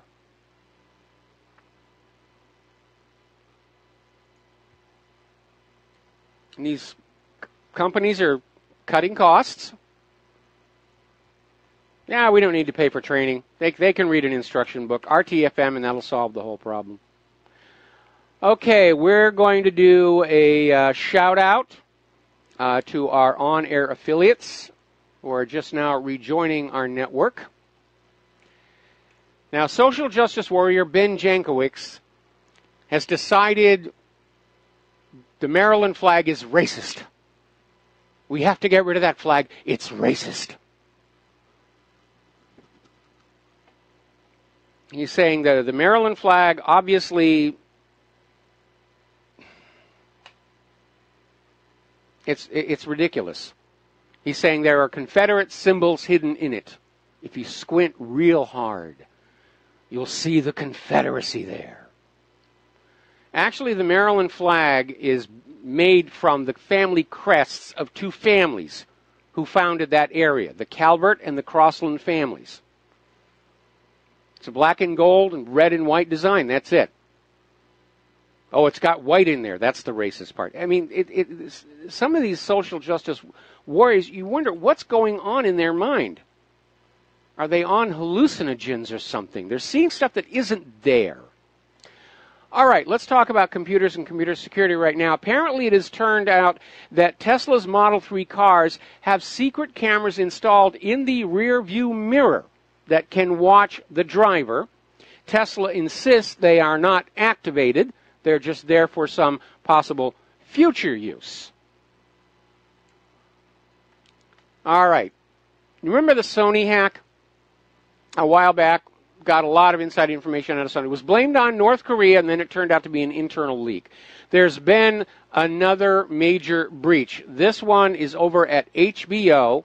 It's 7 times larger than the Sony breach, and they got a lot of stuff. They got personal details of a top executive. They got information about future episodes of Game of Thrones, including full episodes, unreleased episodes of Ballers, Room 104, and Insecure. They're producing a show called Barry. It's not supposed to hit the screens until next year. 2 of those episodes were taken. Yeah, they're going to blame North Korea for it, or they're going to blame Russia for it. It's amazing. WikiLeaks is out there continuing to expose the dark secrets of the CIA. The latest one is called Dumbo, and this is a CIA tool that allows them to take remote control of your webcam and turn it on, turn it off whenever they want. I remember when webcams first came on out, they always had these little privacy shields that you could just flip down. Funny how no webcams have that anymore. No little shutter. Don't want you shutting off that lens in case the CIA needs to look at you or your children in the privacy of their room. Bunch of perverts over there at the CIA here. Another tool that they have, and this one is called, actually it's a continuation of the Dumbo project, because apparently this device not only works with webcams, it basically can be used to shut down security cameras. Like you see in the movies where all of a sudden the security cameras turn off and bad things happen. Well, the CIA actually developed that. And apparently, once it's installed, the Dumbo program allows the CIA to mute all your microphones, disable all network adapters, suspend any process using a camera recording device, or selectively corrupt or delete recordings. Want to make sure that you don't have any incriminating evidence about anybody here. Now, if you're using the Chrome browser and if you're using the web developer for Chrome extension, which is a handy little tool, that plugin has now been hacked. And apparently, cyber criminals broke into the Google account of the author of this extension, Chris Pederick, and they updated the software to version 0.4.9 and pushed it out to 1,044,000 users. And this booby-trapped extension fetched JavaScript code from the web and ran it in the people's browser. The code forcibly slapped ads on pages, and it may have done worse. So if you install that 0.4.9 of Web Developer for Chrome extension, you have to upgrade to the clean version 0.5 replacement and start changing your passwords or nullifying logins and cookies. Now, here's a very interesting story. You probably remember Marcus Hutchins. This was the guy who, by accident, discovered how to disable the WannaCry malware.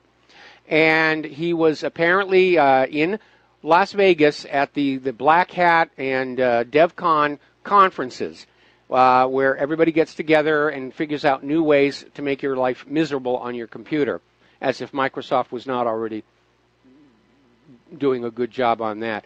And apparently, when he was on his way to the airport to return home to Britain, he was arrested by the Nevada police. And there was a little bit of confusion because people who wanted to look after him went over to the police station and all trace of him had vanished.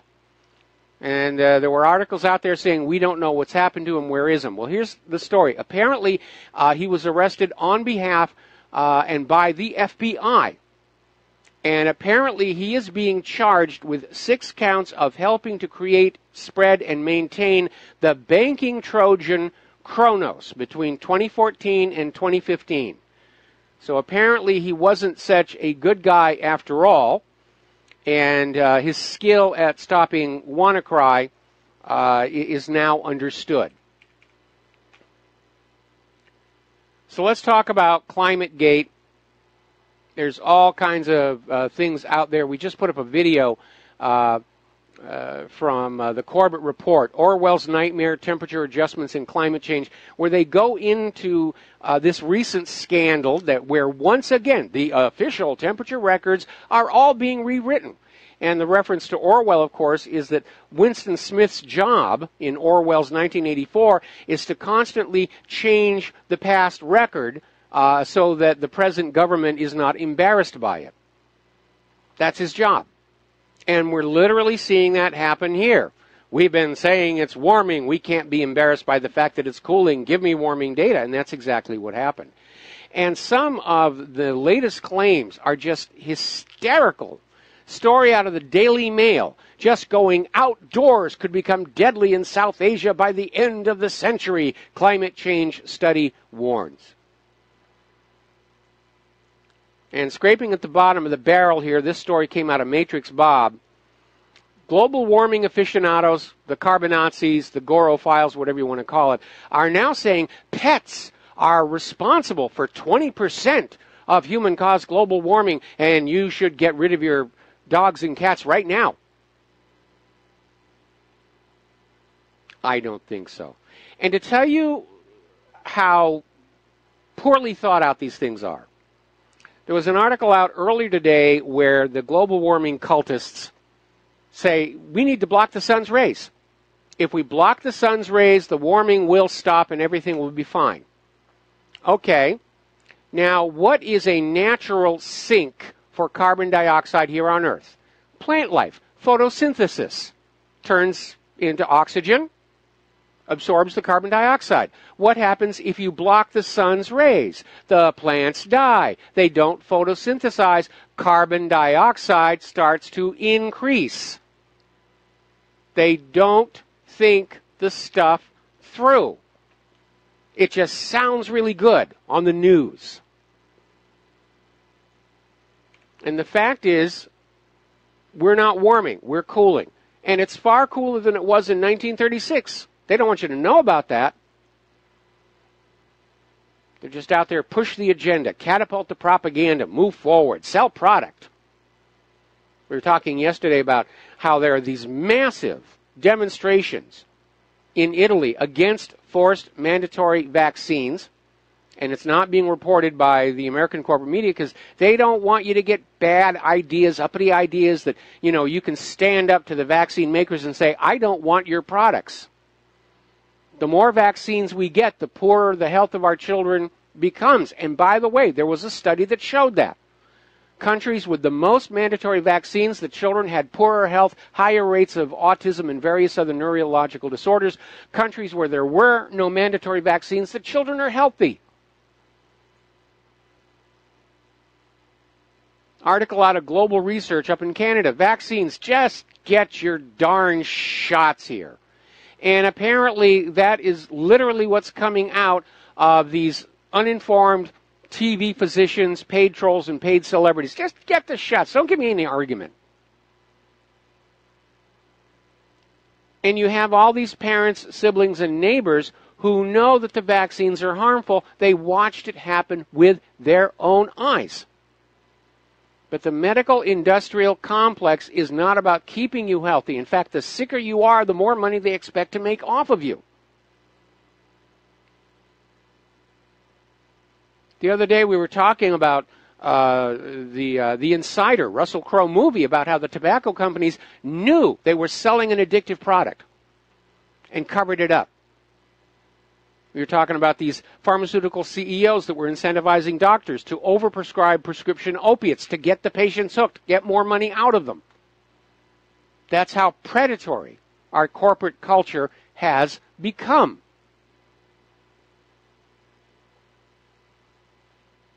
And this rebellion is starting to spread. Growing numbers of pet owners are refusing to vaccinate their pets. The public is aware. There's a problem.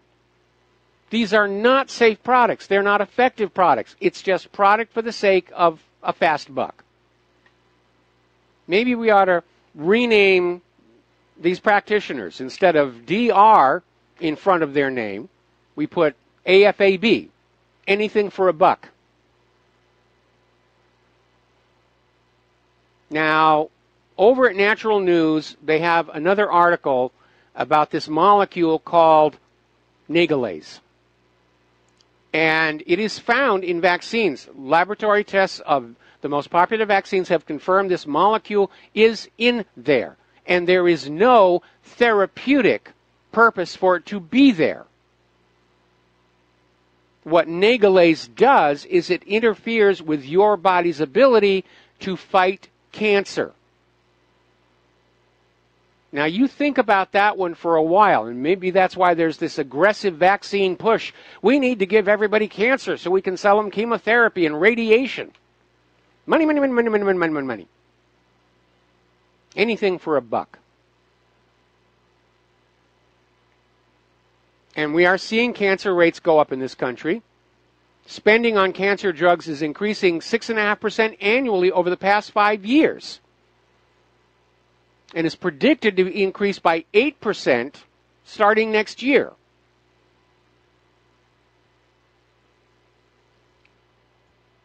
Would they deliberately make you sick to make a fast buck? Why wouldn't they? There's no money in treating sick people or dying people. The big money is taking healthy people and making them dependent on our products. We'll be back after these few words. Oh, they've got Al Gore on Fox now, interview the carbon pollution, the global warming. He's trying to salvage his inconvenient sequel, which is not generating an overwhelming amount of box office interest right now. We're just now getting word over in Dubai, there is a residential a tower in the Dubai Marina. They had a fire back in 2015. They've got another one. It's called the Torch Tower. Very appropriate name. It's the 5th largest residential building in the world, and images posted to social media are showing several floors fully engulfed. And I certainly hope everybody gets out of there safe and they're able to deal with it. But looking at that, I'm just thinking, any second that building is going to collapse right into its own footprint, just like World Trade Center 7. Any second. Any second now, it's just going to come right on down to its own footprint. Going to fall. I'll forget it. One of the reasons other countries don't want our food products is they are contaminated with all kinds of nasty stuff. Some of it is pure adulteration of the food. Some of it is just sloppy handling and preparation of the product here. But apparently, tests, according to this Natural News again, dozens of popular brands of U.S. hot dogs, bacon, sausage, lunch meat, sandwich, ham, cured meats, carry a corrosion-resistant chemical known as sodium nitrite. Now, sodium nitrite, just by itself, is a known cancer-causing chemical. In fact, it was actually being developed by the USDA as a deadly bait to poison wild hogs, so that you will go and buy your pork from the supermarket. At least here in Hawaii, we're allowed to hunt the wild pigs. Bow and arrow only here. Scientific research shows sodium nitrite increases the risk of pancreatic cancer by 67%. And when sodium nitrite combines with the hydrochloric acid in your stomach and the amino acids found in meat, you get nitrosamines, which are also cancer-causing chemicals. All right, we're going to take a phone call. Andy in Texas, aloha. Welcome to the show. What's on your mind? Aloha snack bar, my friend. Aloha snack bar. Hey, are you just had enough of this? I mean, how do you do this? How do you just keep going day after day after day, reporting this garbage? Vodka. What they're doing to us. I mean, how do you do this? Vodka. Mike? Lots of vodka. How do you do it? Lots of vodka. It's the only way I get through. Lots of vodka? What happens when that Russian connection is cut off? Oh, I'm going to have to go to the moonshiners then. There you go. Yeah. No, I mean, in all honesty, I mean, here we go. I mean, everything we do, I mean, even your vodka has probably got some genetically modified particle in it. It probably does. Where do you know, maybe I should set up my own still, and make my own, but then the corn will be GMO and I'll be stuck with all that nonsense here. Exactly. Alrighty. That's right. Man, I'm at wit's end, Mike. I'm totally at wit's end. I got an idea. Okay. Since I live here in Hawaii, I'm going to work on a new project of genetically recombining our local marijuana with the California redwood, and it's going to revolutionize the patio furniture industry. There you go. I mean, this is just too much. I mean, I love listening to everything you have to say, but I mean, it's just too much. These guys are getting us from every It is angle, overwhelming. right? It is overwhelming, and I'm trying to bring more humor back into the presentation here, because it is very overwhelming. And frankly, like I said before, living here on Oahu, a lot of people are very concerned that we're going to get caught up in this next world war, because after all, they started the last one just right out that window. Well, nobody on this planet likes anybody. What happened to we're all a team, we're all on this big blue marble together? I mean, we all bleed the same blood. I mean, you know, we have different types and whatnot, but we're all on this big blue marble together. Ordinary people can get along just fine. It is the leaders, and we got to stop listening to them. All right, Andy, I got to let you go. We got to take another break for commercials. We'll be right back. Aloha, America. Welcome back to the show here. Now, probably most of you will remember the movie Erin Brockovich, which is actually based on a true story about this woman who got involved with a class action lawsuit on behalf of the citizens of Hinckley, California, who were made quite ill by a chemical called hexavalent chromium, which was being used as a corrosion inhibitor in the pipes of Pacific Gas and Electric. And they would dump the used hexavalent chromium into these storage pools, which were leaking. And there was this huge plume of this chemical drifting through the town, contaminating all their water, and they had all these horrible health problems. And people told everybody, well, it's actually quadrivalent chromium, which is perfectly safe and healthy for you. They lied to them. And it was a big lawsuit, and it led to a gigantic cash settlement. And it's a very interesting story about how the corporate mind really thinks. Who cares if we make these people sick? We just got to do it in a cost-effective fashion. And that cost-effective has reared its head again. And you would think after what happened in Flint, Michigan, where they made all these people sick to try and save just a few bucks on the budget, they would have learned a lesson. But apparently, not too long ago, out in California, the State Water Resources Control Board set the maximum contaminant level for hexavalent chromium to 10 parts per million. I love the way the government will say, we have decided that you can be exposed to this much and nothing bad will happen. I seriously doubt that. And it raised a huge stink where apparently for economic reasons, because it was costing too much to remove the hexavalent chromium from the drinking water, they wanted the level set to 50 parts per million. And it went to court, and the court apparently ruled in favor of the lawsuit, and the water board isn't going to appeal. So now there's going to be 5 times as much hexavalent chromium in the drinking water in that part of California than there was before. Who cares if we're making you sick? Yeah, it'll build business for the medical industrial complex. You know, make sure you've got your Obamacare compliant insurance policies, and all will be well. To nobody's surprise, organic food sales continue to break records as shoppers shun the deadly counterparts.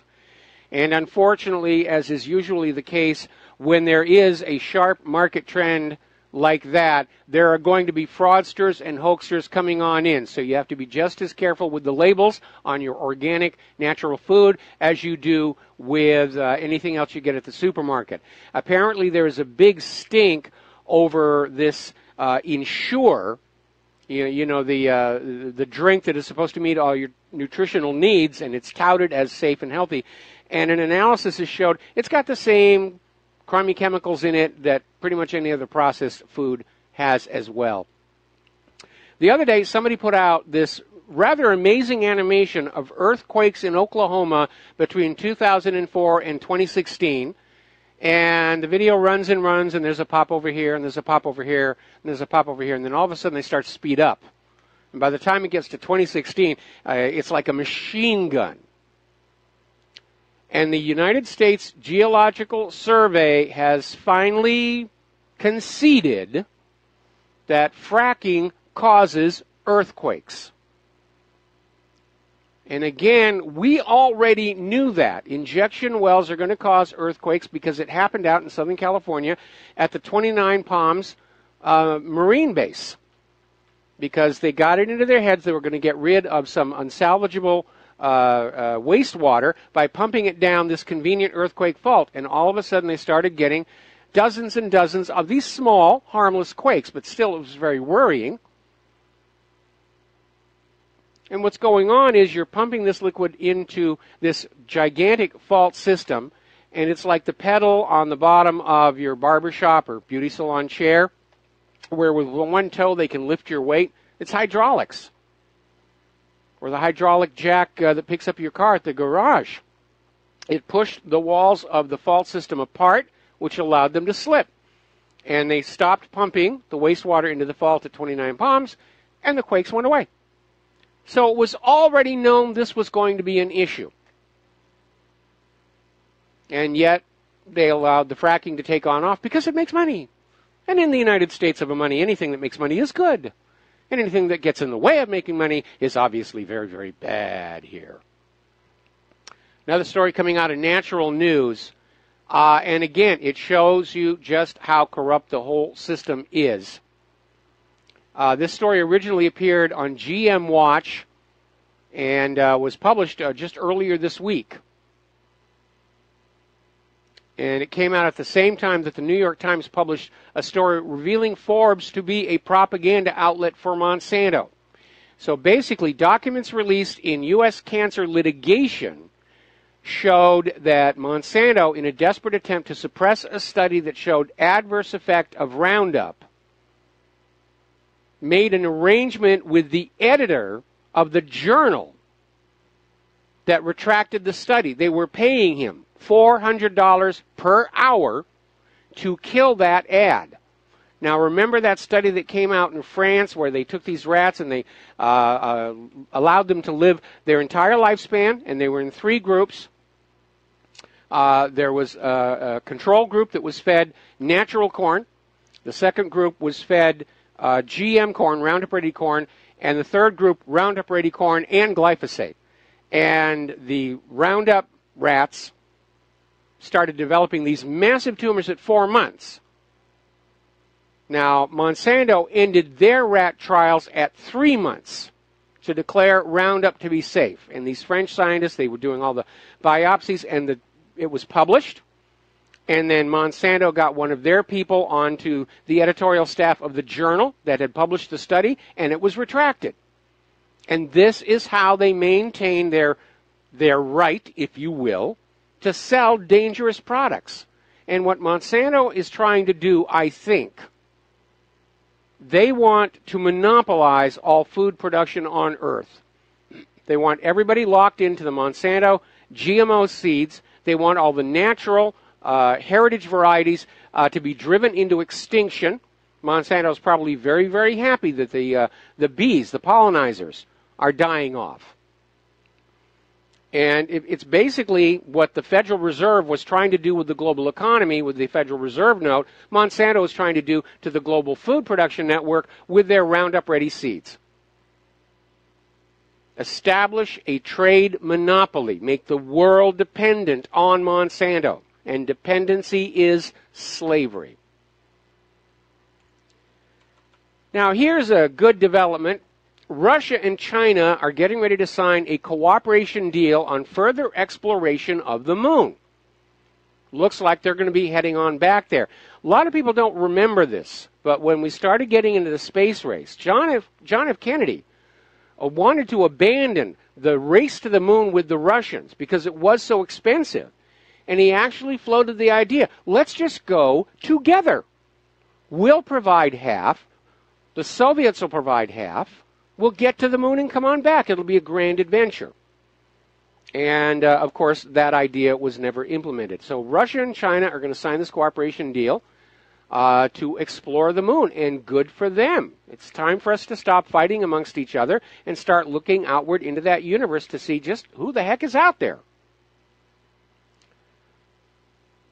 Now, getting on back to religion, and again, I have to wonder what's going on here. Is it prescription antidepressants? I really don't understand what's going on. But apparently, down in the Philippines, there's this Catholic priest was caught driving a 13-year-old girl to a motel. And he'd gotten the girl from a 16-year-old pimp.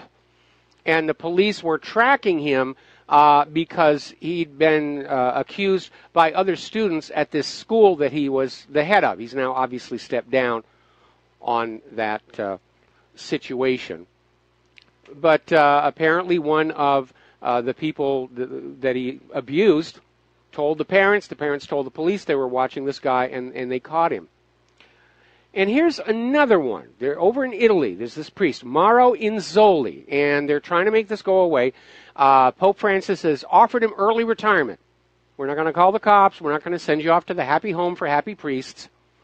But basically says you can have early retirement to seek a life of prayer and humble discretion. He's been found guilty of sexual abuse of minors. He was arrested. And according to one of his victims, what this priest told these kids he was doing was a baptism of the testicles, and said it's a sign of affection between father and son. It's an old Jewish ritual.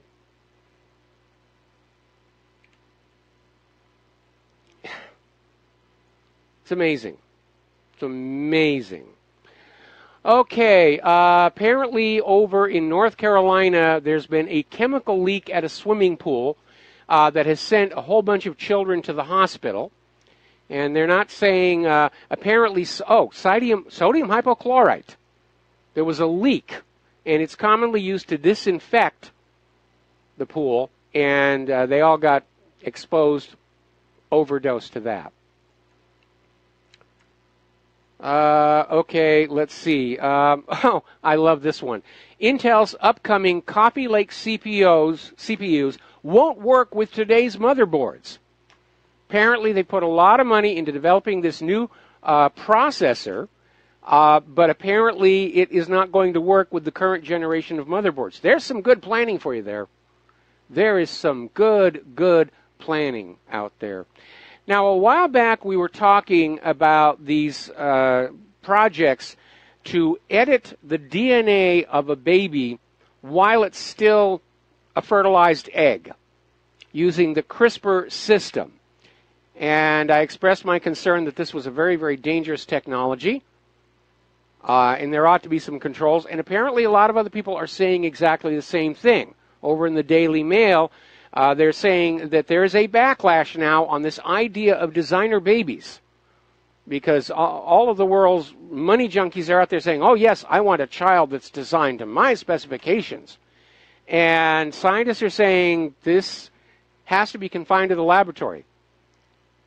We don't dare let it out into the wild. And maybe some of these people are paying attention to some of the problems that we've already seen, where genetically modified organisms are breaking into the wild. The DNA is hybridizing with other plants. Above the Arctic Circle, somebody actually had the foresight to set up a storage vault of heritage seeds that have not been touched by genetic engineering. And they were going all over the world trying to find these natural varieties. And they went down to the mountains of Mexico, way into the interior, to find wild maize, the original native corn plant of the Americas. And they got it back to the lab and they tested it, and they found out it was carrying marker genes from GMO corn, meaning the pollen had reached this corn and been incorporated into it. I'm still very concerned about the epicite gene breaking into the wild, especially as we're hearing all these articles about the decline in quality of sperm in the West. So they're sounding a warning, saying that, yeah, there's a lot of potential for good, but as we've seen with so many other technologies, the potential for misuse has to be taken into account. Computers are very useful, wonderful things, but look how much pain, suffering, and misery we're all dealing with from all the cyber criminals, which includes the governments spying on us all. We've been talking about the Gulf of Mexico. We've been talking about it in the context of, is there really enough safe, healthy food to feed the current human population? And after the Deepwater Horizon disaster, and after Fukushima, and after all these other things, I'm afraid the answer actually is no.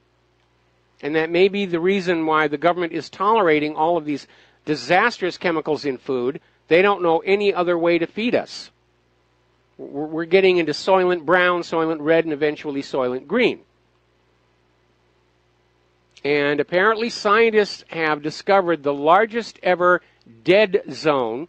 It's the size of New Jersey in the Gulf of Mexico. And it's the largest measured dead zone since mapping began there in 1985. Now, they're saying it's a dead zone because there's no oxygen in the water. Now, there's oxygen in the water in the Gulf of Mexico in other areas, just not here.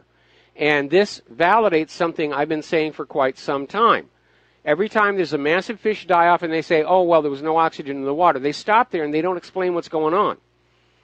It's the methane that is leaking out of these fracking wells or wells in the Gulf of Mexico that leak, because when methane is bubbling through water, it will decompose. And it will result in the formation of carbon dioxide, which continues to bubble up to the surface, and more water molecules. And a water molecule is a water molecule is a water molecule. The problem is it is absorbing free oxygen from the water in this reaction. And that's why all over the U.S., especially in Oklahoma, we're getting all these stories about these ponds and rivers and streams that have always had fish in them, and all of a sudden they're dead.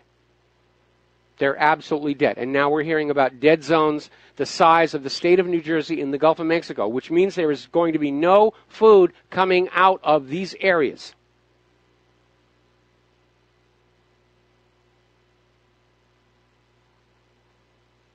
So it is alarming, to say the least, how reckless all of this has been.